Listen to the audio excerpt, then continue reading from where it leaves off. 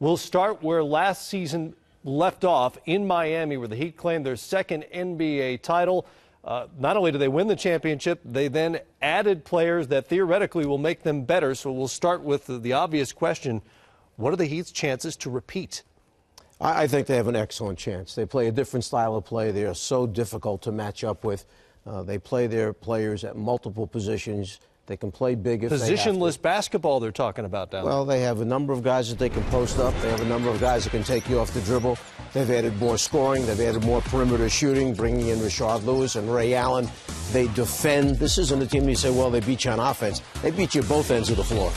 Yeah, you're exactly right, Coach. And one thing you talked about, positionless players, that I like on the defensive end, it makes it easier. Sometimes coaches don't like you switching because you gain lazy habits. Maybe you start cheating, that type of thing. But, Coach, with like-sized players, guys that really are the same position, I expect their communication to be better. I expect them to be in the passing lanes. And, you know, I really expect as a fan of LeBron and as a guy that played the game that his whole game is freed up mentally. You know, he's gone through so much over these last few years. I expect him to play with a fervor, with the fun, with the delight that we haven't seen, and that confidence that comes with that, I think is going to be scary. And his leadership is going to keep trickling down to other players with more talent, so I expect him to be really good. Coach, there's so much off his shoulders now that title is on the resume after the amazing year he's had.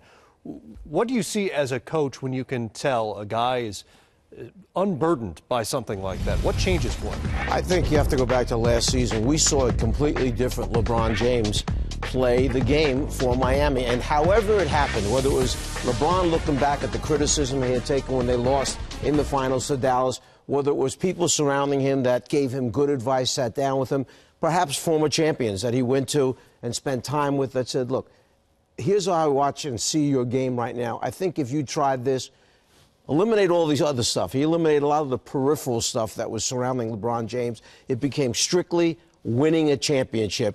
He did that, and he found out the results were what he wanted. And it was a whatever means necessary approach as well, as we saw him change his role on the floor in the NBA Finals.